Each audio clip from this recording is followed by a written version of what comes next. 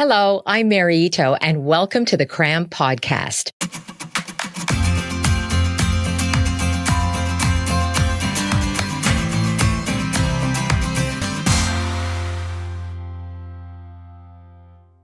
Okay, so I think I'm a little late to the game on this one, but I recently found out that there's something called an epigenetic clock.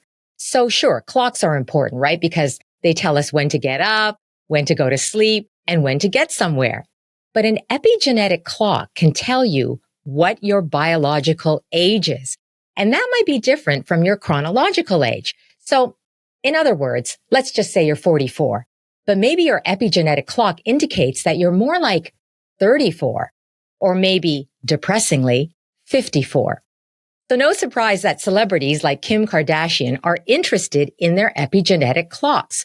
Well, who wouldn't be, right? We're all interested in the aging process, and many of us will do whatever we can to slow it down. But epigenetics is much more than a clock. It's super important, because it's all about how our genes interact with the environment. And that can have a profound impact on who we are and who we become, and even the generations that follow. It's a field that fascinates Michael Kobor. He's a world-renowned expert on epigenetics. He's a molecular biologist and a professor and Canada Research Chair in social epigenetics at the University of British Columbia. And he joins me today. Hello, Michael.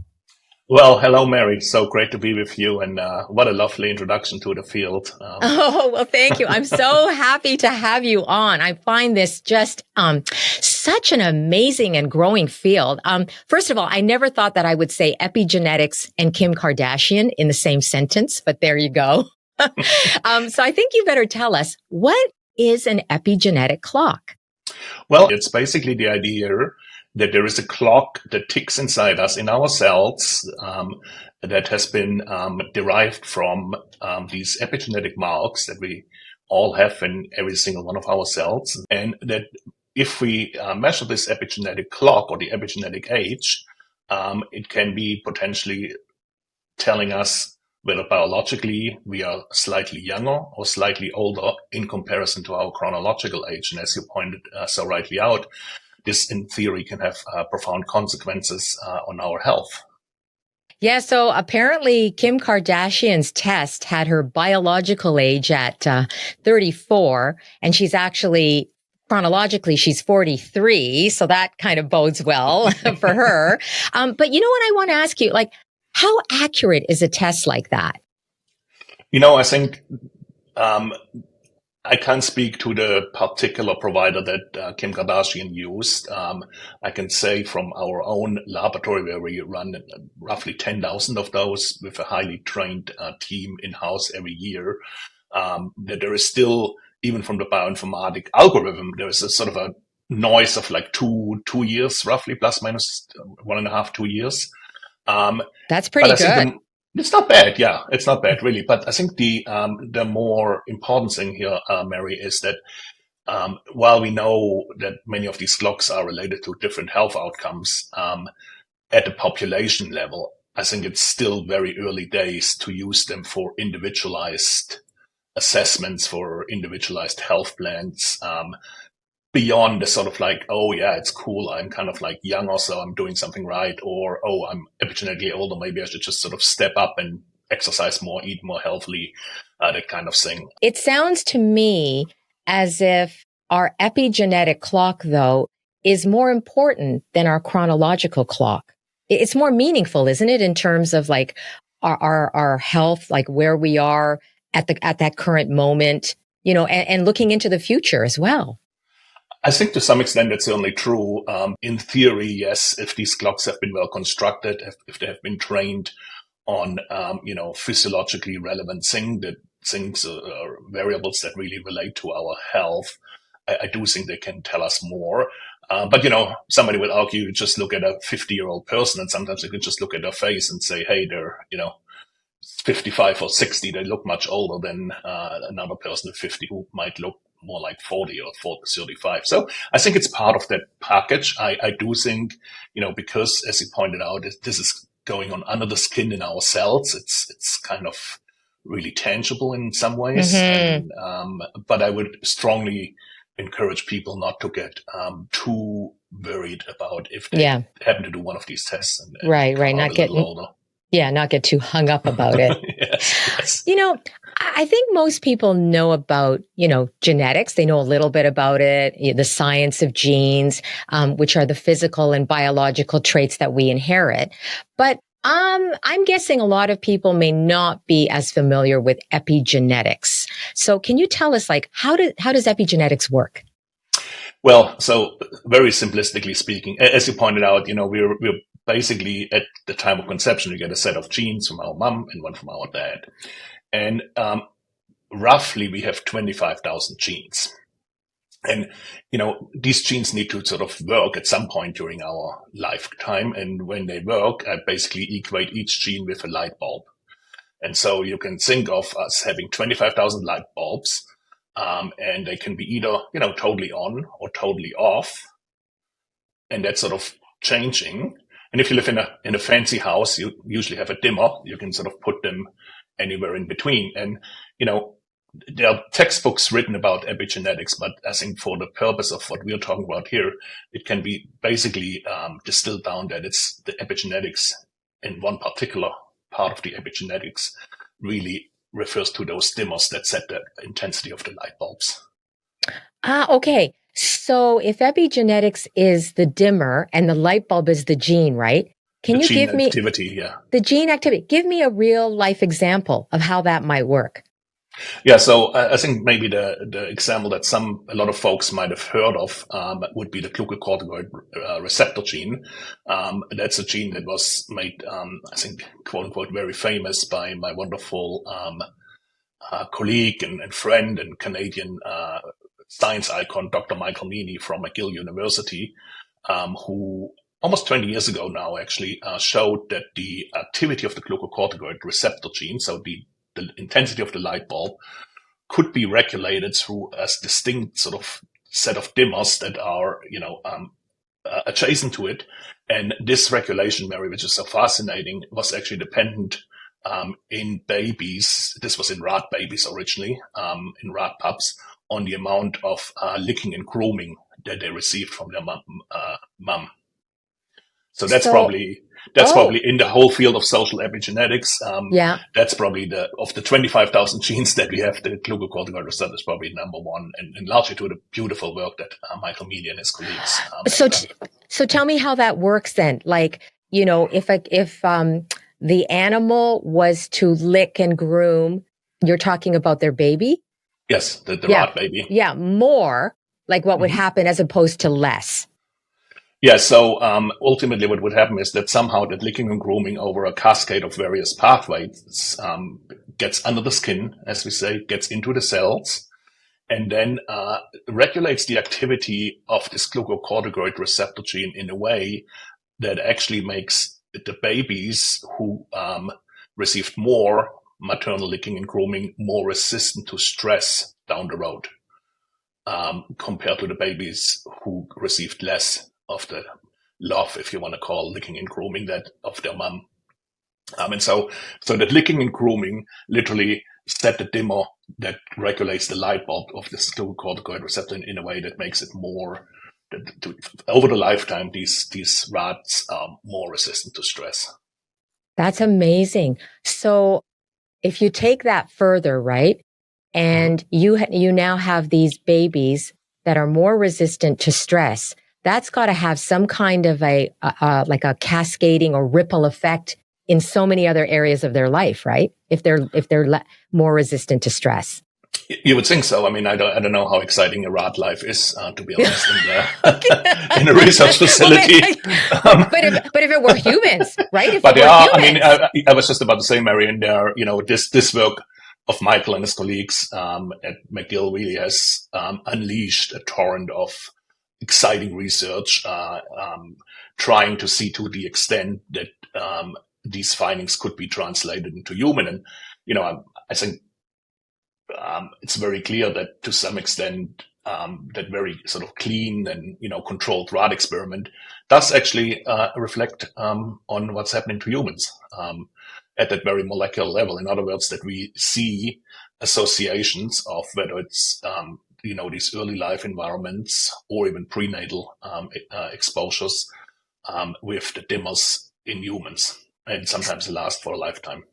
So, okay, so what have we found then regarding humans? What have been some really like landmark results that we have discovered?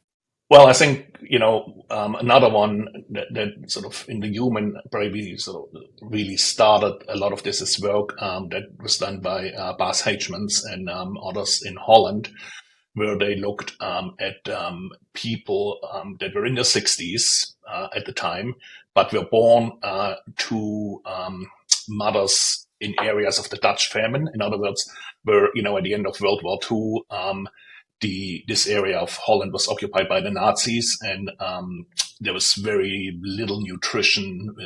Basically, everybody was starving, including the pregnant moms. And when Bas and his team compared same-aged Dutch people that were sort of in their mom's belly during the Dutch famine, outside of where the Dutch famine happened, in another part of Holland, what they found is that there are actually differences in these dimmer switches that are associated with whether, 60 years ago, your mom starved versus didn't. If we sort of take a step back, Mary, and, there has been a tremendous amount of literature and concepts about the idea that, for example, prenatal environments and experiences have potentially a lifelong effect on human health. And this concept of it's called developmental origins of health and disease, which basically speaks to the fact that there's a biological programming at various levels, and including the epigenetics, including those dimmer switches, that happens before birth, and then sticks with us potentially for a long time. And what Michael's work really has done, Michael Meany's work with the rats, is to expand this postnatally. So showing that yes, it's not just the prenatal environment; it's also those early years that really matter. And I think that is so important for when we think about human health, when we think about providing fertile grounds for our children to grow up. So two things I just want to clarify. When these changes happen, so let's say they happen prenatally, or there's something that happens to a baby, you were saying when they were licked or cuddled or whatever, the genes themselves are not changing, right? It's the dimmer switches. No, exactly. Yeah, I want to be clear about that. Yeah. So if you were to, which you can do now, if you were to sequence the actual genetic sequence, it would be exactly the same. Yeah. It's those dimmer switches, and not all of them, obviously. So, it's a small subset of the 25,000 dimmer switches that change, but often they are physiologically really important, like the case of the glucocorticoid receptor and this insulin growth factor. Okay, so then is that why, because I'm fascinated by twins. Like I've read stuff on twins. I've read books about twins and then, the whole twin telepathy and all different kinds of things. But anyway, when you have identical twins, they're never really identical, right? So you could have differences in them, like maybe they're physical differences, or maybe they have, different personality traits. But my understanding is like even disease, like you could have one twin that ended up with some disease early on, but the other twin never gets it. So is epigenetics a role here with identical twins? Yeah, that's a really, really very astute observation, Mary. So there's been a fair amount of work, not from us, but leading in part by Art Petronis out of Toronto, actually, the CAMH in Toronto, a fascinating guy, Manuel Estella in Spain, and then most recently various groups in the UK, including Jonathan Mill, showing that indeed, if you look at identical twins in particular, who more or less share the same genome, it's not entirely true because there are some changes in the immune system and such. But that if they often have a fairly similar epigenome early in life, but then it ends up becoming more divergent later in life, and in particular in the few cases that have been studied where these twins have been separated fairly early in life for whatever reason. And Mm-hmm. then in turn, as you pointed out, often, and Jonathan Miller has done some fascinating work on this, and others in the UK, showing that some of these chronic diseases that you alluded to, like even, mental health, heart disease, cardiovascular health, metabolic health, often are associated, even in identical twins, with different patterns of these dimmer switches. I also, too, want to talk about your own research, which is fascinating. Can you talk about some of the important findings that you've come up with? We have shown in various studies that early life poverty can get under the skin to affect potentially lifelong health and behavior, and do so in part through associating with various settings of these dimmer switches. So specifically, what did you find? We looked at middle-aged humans, or adults, and the way the study was set up, that we could decipher exactly their early life socioeconomic status. So do they live in poverty versus not, and do it in a way from the study design that was independent of whether they currently lived in poverty or not.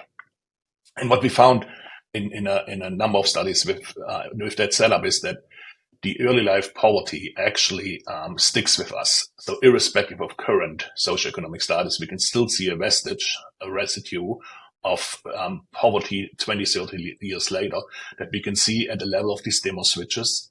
We can see at the level of these light bulbs, and not just randomly. In fact, actually, these light bulbs and the dimmer switches created what's called a pro-inflammatory phenotype.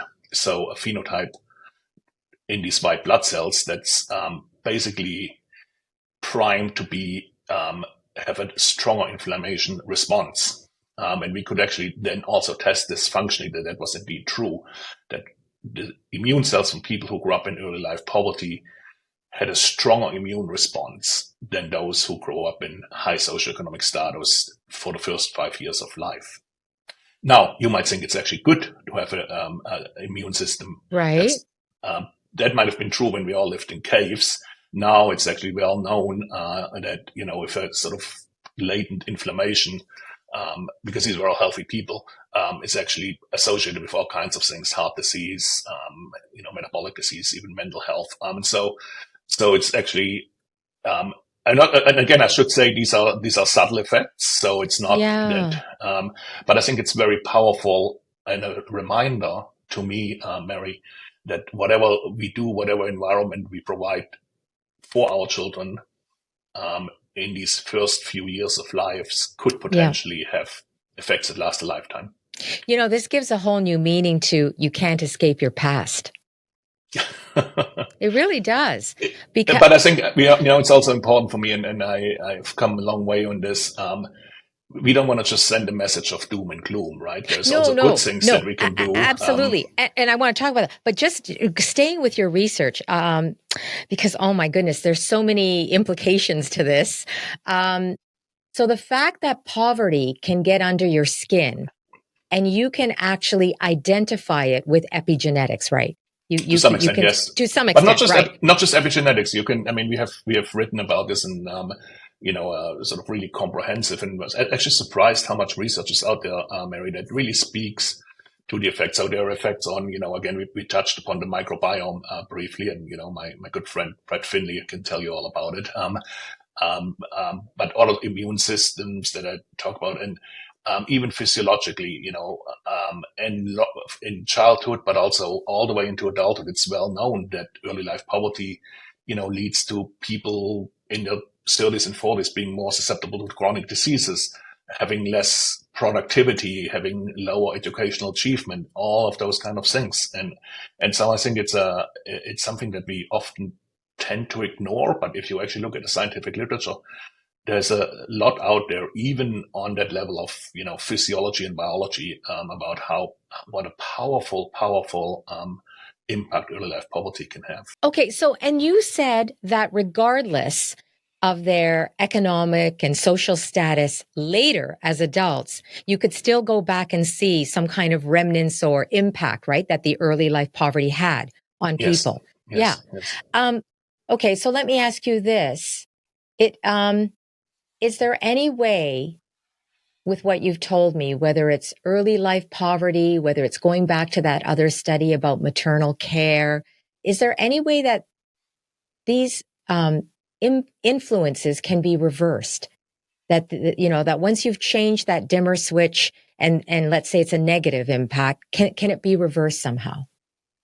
Yeah, I think so. I mean, it's still early days, and I tell you, on that particular study with the early life poverty, we also had collected data on, and again, this is like 20, 30 years later, so with the caveat of this being hindsight, although we did interview the parents. Of course, we had sort of collected data on sort of the warmth in the house, the parental warmth. And it turned out that if there was a self-reported high amount of parental warmth, even in households with children or adults that were growing up in poverty, Right. some of these, quote unquote negative, like the immune response and some of these light bulb patterns were actually buffered up to some extent. So suggesting that, that home environment can make a difference. For sure. Mm-hmm. Now, I'm going to just jump ahead a little to much more recent work, if I may, Mary, that just came out a couple of months ago, where we actually applied the epigenetic clock that we talked about in the context of the Kardashians, to looking at interventions in childhood. And we did this with a wonderful colleague of mine, Nikki Bush in San Francisco. And Nikki has a cohort of children that were really heavily traumatized early in life. And then with her colleague Alicia Lieberman, they have a very intense and powerful family therapy program that these children undergo. And what this study found is that if we look at, again, this clock, and it's a little bit a tricky study because the therapy wasn't given to children who never experienced trauma. It's such an intense thing that it's only given to children who had trauma. But those two groups, then what we found is in the traumatized group that didn't receive the intervention, their epigenetic clock started ticking quicker. So they became like older, Oh, epigenetically faster. yeah. The children who did receive that intervention, the family therapy intervention, their epigenetic clock was actually slowing down as if they, quote unquote, didn't age so quickly. And so this is just, again, very early days, but I think it just illustrates the power of Yeah. what this can tell us, and then how perhaps we can use this this biology to assess certain interventions. And Mm-hmm. as you pointed out, maybe that's how some of these things then are dialed back. Um, and not to jump ahead too quickly and make assumptions, but still, I mean, we know that aging is one of the biggest predictors of certain diseases, right? Aging. Well, I So think like there are just people getting, out there. There's this field of geroscience that I'm a huge fan of, that basically says that for every single age-related disease, the process of aging is the biggest risk factor. right. So so then if we have more insight into our aging process internally, right, through epigenetics, then I guess, one might assume that if you are aging faster internally, you are now going to be perhaps at a higher risk sooner for all kinds of diseases. Is that a fair, Yes, or, yeah, okay. yes, and so this comes back again to this, aging clocks, Yeah. which certainly I think when we think about epigenetics and aging, have sort of gotten all the spotlight and all the fame and parts of it, part of the Kardashians and others. But there's a lot of other epigenetic patterns that also are related to aging. But I think for the clocks, it's really intuitive, right? That if they tick quicker, and so so there are various, there are a couple of, no, it's three different clock types by now. So there are the original gangsters, and the Kardashians. I don't know whether you've seen it, but they talk, oh, Harvard clock, Harvard clock. Oh, Why did yes, I someone? read about it. I read about Yes, the Horvath clock. That's the one that they were being tested for. Exactly. And so Yes. this is actually named after my friend and colleague Steve Horvath, who is a German American scientist of Do you know Hungarian. everyone? Do you know everyone in the epigenetics field? It sounds like you do. Well, Steve and I, we've been. It's interesting, on a side note. We both ended up in epigenetics. We both grew up in Germany. Two couples where the father was a Hungarian refugee and the mother was a German, somebody living in Germany. And we were born in the same year. We never, and both ended up on the West Coast doing epigenetics. So, Okay, don't tell me you were both adopted and your brothers, right? That were no. separated at birth.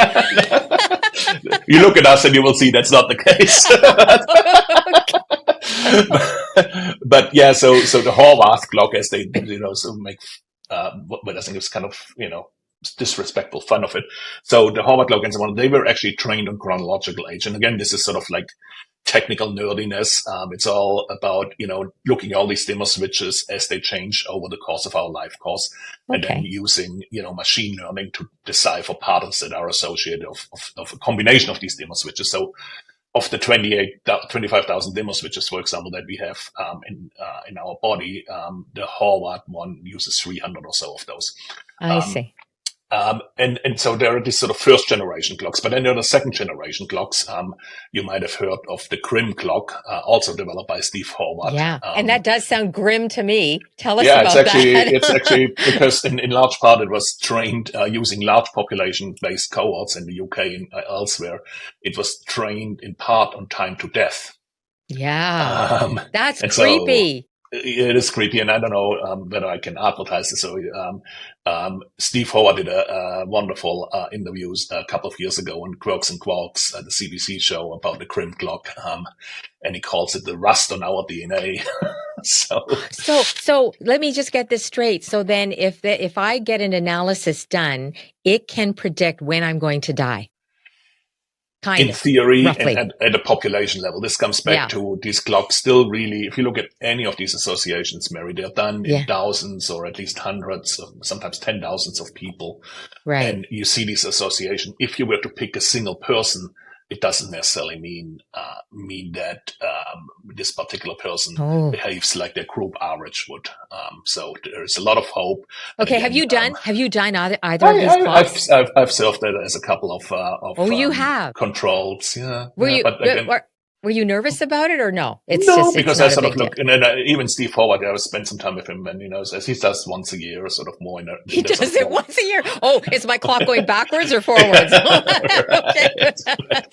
But so the second generation clocks, they have been trained on time to death or sort of more comprehensive existing biomarkers of aging, and then there's a third generation clocks that have been trained on the pace of aging. So they really sort of look, because they looked a couple of times within a given person. So it's more of a sort of, progression of aging. So those are quite informative too.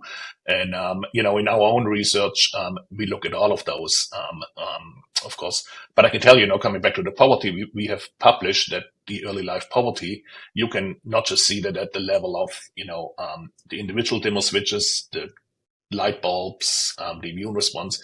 You can also see it at the clock. So people who grew up in early life poverty tend to be epigenetically a bit older in adulthood. So it all sort of fits together. Okay, so then what about the opposite of that? And I'm thinking about the blue zones, right? People are fascinated by the blue zones. You're researching them. These folks who live healthy, long lives in certain areas of the world. So what about the epigenetics there? Yeah, I mean, we have looked at the blue zone in Costa Rica, probably most in the Nicoya Peninsula. And it's a little tricky research to do because, young folks there tend to be 70 and old folks tend to be 90 and 100. So it's always a little bit tricky to find a good control group. But what we did in this particular one, we simply, tested the hypothesis that if you take similarly aged people in Nicoya, which is the blue zone in Costa Rica, compared to other regions in Costa Rica, that their epigenetic age would be younger, because in the blue zones, much younger. Yeah, Like, in the blue zones, they tend to be, as you point out, people don't just live very long lives; they live very healthy lives. yeah. Um, Although, of course, this entire concept of blue zones has also gotten a little bit murky recently. But we didn't find any difference in any of, but at least at that sort of first and second generation clocks. Um, Hmm. what we did find, however, Mary, was that people in the blue zones that lived in the blue zones, compared to their friends or country mates outside of the blue zone in Costa Rica, had what looked like a younger immune system. And we can also determine this through these epigenetic patterns. That's something that we can also, the information that we can derive, and it looked like they had more immune cells that weren't used up yet. So either they Oh. hadn't seen as many bugs, or they were more able to fight bugs that came their way. And so that we're still very active. Mm-hmm. But the one thing I can tell you, if you look at all the studies of epigenetic age in the world, Yeah. there is one group that is consistently epigenetically younger. Is it a blue zone? No, Oh, it's not a blue zone? it's one group. Every single study that we have looked at. I'd love to say Canadians, but I know that's not Uh, right. What? Females. Of Females. course, females. Of course, because we live longer. Okay. Why do you think that is? Why? I wish I had the answer, but Take a it's wild not. guess. What do you So think? for some of the other associations, so we also found, for example, that people in Latin America tend to be epigenetically younger. So the Costa Ricans as a group tend to be epigenetically younger. I don't know whether that's an artifact of with these machine learning algorithms. Of course, it's always what do you put in your training, and there are very few Latin American samples in the training set. So the fact that Latin Americans tend to be younger epigenetically could either be a true biology, or it could be an artifact of the machine learning algorithm. With the female to male, it's not an artifact, so it must be something in the biology. It could be that in many of these studies, males were overrepresented in smokers. We know that smoking is terrible for your for your health and for your age, including your epigenetic age. Or it could just be that females live a healthier lifestyle and thus are epigenetically younger. But it's true for You every don't, single study, even in the blue yeah, zones. really. You don't Mhm. think it has anything to do with the fact that we're able to bear children. And so our whole physiology is different from the get go. Do you think that has Well, you anything to should. do with it? This is a fascinating topic, Erin. Highly recommend that you talk to my good friend Chris Kusawa, who has thought about this extensively. And we actually have published some studies to that extent, um, with a cohort with Chris in the Philippines, where they have a couple of generations, and indeed do show something that goes along the lines that you're talking about. That the more children you have, the faster you age epigenetically as a female. The more children you, okay, that I could, okay, there must be some perfect sweet spot. Like, I don't know, is it one child? Is it two child? And then you start really aging after that. Yeah. Who I knows? don't know. Wow, But that's yeah, so yeah. interesting. Okay. And So let, these are still. Sorry, go ahead. yeah, no, there's still big questions. Yeah. But I also want to talk to you, okay, so they're the blue zones you study, but then also Mm. closer to home. I know you're involved in this big Canadian study, where like 50,000 Canadians are being tracked. It's called the Canadian Longitudinal Study of Aging. What's that about? Yeah, that's a really fascinating study, Mary. That's really led by a wonderful triumvirate of big thinkers, Parminder Ryan out of McMaster University, Susan Kirkland out in Dalhousie, and Tina Wolfson from McGill, and many others, really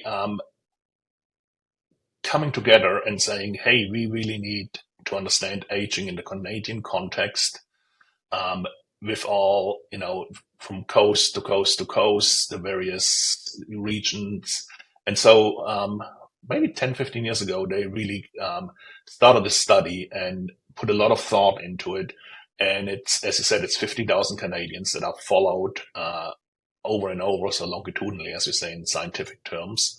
And of those, 30,000 are coming in every 3 years for in-depth assessments to dedicated CLSA centers in 10 or 12 different cities within Canada. And that includes, full physiological and health Yeah. workup and all kinds of scans and Or are they looking at their cognitive. epigenetic clocks too? Well, they do take blood, and we have managed so far to look at I think 1,600 of the 30,000 because these things aren't cheap, right? So Oh, we need yeah. to. Yeah. But with that already, we for example, in the CLSA found that frailty is associated with accelerated epigenetic aging, as you perhaps would expect. Hmm. So it's a wonderful resource. I think there's a really very sophisticated biorepository that's housed at McMaster that really protects and collects all these specimens for researchers in Canada. And the CLSA, it's quite a remarkable study. Not only for its size, but also it's all open science, so everybody can basically get approved for doing research in there Oh, with this. okay. Yeah. So can the public see what's going on? I mean, the public, there's a great website, Yeah. CLSA, and there is all newsletters that update everyone about research findings. And it's really quite remarkable because the research is really interdisciplinary. So there's the molecular nerds like myself and others who look at the microbiome, but then there are also the social scientists who look at a much more holistic sort of view. And I think the beauty of certainly what I define as social epigenetics is that it really spans this entire spectrum and brings all of this together. And the CLSA Yeah. is a great example for how this could be done. What's the hope? Like, what answers do people hope are going to come out of this study? I think ultimately, as you pointed out, aging is the most predictive risk factor of age-related diseases. So can we understand aging better, and by doing so, perhaps either prevent or delay the onset or the severity of some of these diseases? By understanding the environments that lead to, say, accelerated or decelerated aging, how they interact with our genome, and in parts through means of the epigenetics, but also by all means, and how could that be basically harnessed for intervention and prevention. And that's certainly something that in our Center Hmm. for Healthy Aging here at UBC that we're focused into to merge this sort of geroscience, which is the biology of aging, with the society to cell, which are the sort of the blue zone kind of aspects that we touched upon, and how can that all sort of together then really help to prevent the diseases of aging and intervene, so that we close that gap between the lifespan and the health span as much as possible. Hmm.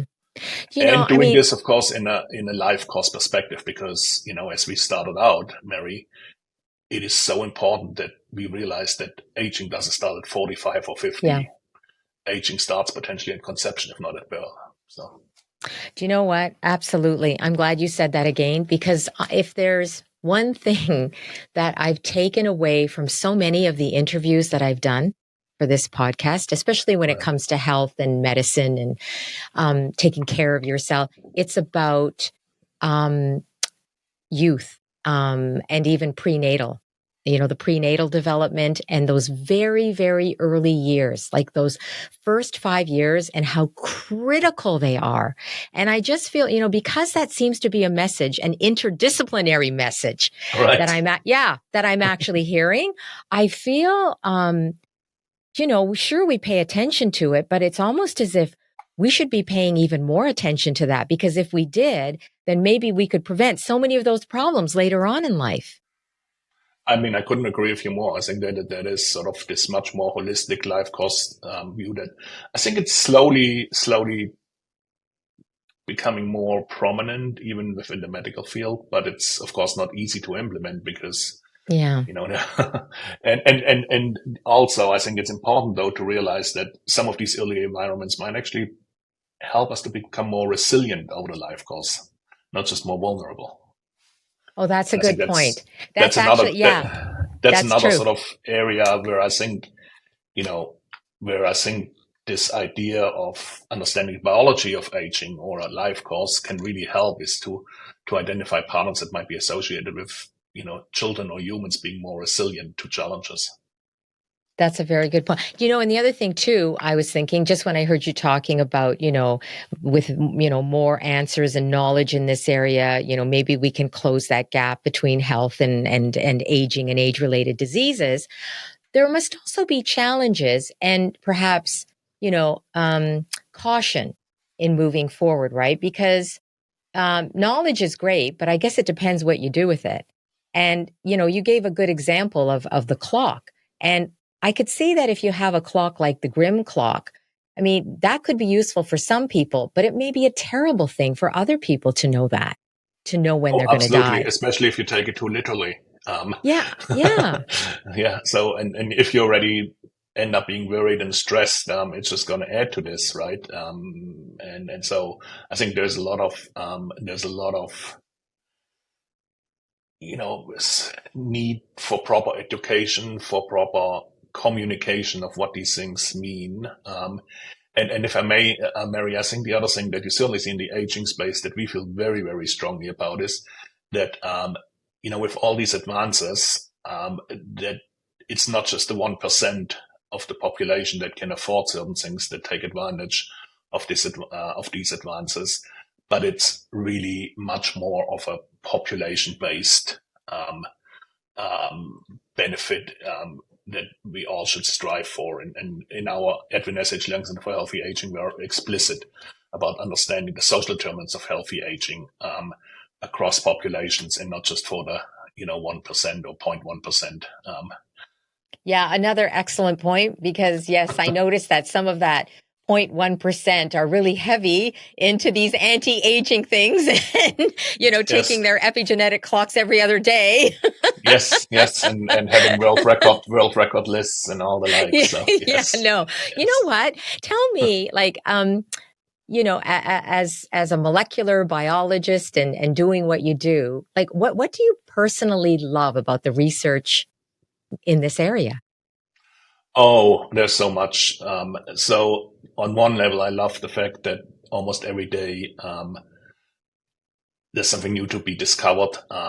In part, sort of driven by advance in technology, in part driven by a much bigger appreciation for interdisciplinary and holistic approaches. Um, and then perhaps even more so, I just love working with curious people and being surrounded by people who want to understand how we keep our society healthy and just and looking every day, interacting with my staff, with my trainees, with my students, with my mentees, with like-minded colleagues. I mean, that's what I love. Um, Mm. you You know, know my, what? For my, my wife is always sort of rolling her eyes when I say in the morning, "Oh, I don't go to work. I just go to have fun." And but I really mean it. Yeah. You know, Yeah, I mean, if we could all say that, that'd be great. I'm sure our epigenetic clock would go back at least 5 years if we had that attitude. Okay, tell me this. I want to end off with what is the next big epigenetic question that you would like to see answered? two things. So first of all, everything that we have done, so well, not everything, but the vast majority is really correlations. And so I think now with the field evolving over the next 5 years, maybe the next decade, if we can harness this correlation to come to a more causal space, um, that would be a really important thing. And that is not to say that I don't believe these correlations that we talked about they're very important. But if there was a causality to it, then we could think about it more in the context of how can we dial it back, how can we manipulate it to be, a more healthy state of your epigenome. And related to this is really, the idea that interventions and preventions might have a biological basis that we can understand in part by, looking at this, what's going on our skin, and looking at this with this life course perspective. So I think Mm. that's where I think the real advantages and the real advances will be in the next 5 to 10 years. And it's very exciting to be part of this. Yeah, no, this was an exciting talk. I think you just opened up, our eyes to a lot of an area that many of us knew nothing about. So I really appreciate your joining us today, Michael. It was great. Well, it was a real pleasure, and fantastic questions and really lovely discussion. So thanks so much. All right, thank you. Thank you. That's Michael Kobor. He is a world-renowned expert on epigenetics. He's a molecular biologist and a professor and Canada Research Chair in social epigenetics at the University of British Columbia. For more on his research, please check out our show notes. That is it for the CRAM podcast today. Hope you enjoyed it. Hope you learned something. And please follow us on social and give us a review if you can. Our handle is @CRAM Ideas. Thanks for listening. See you back here next time.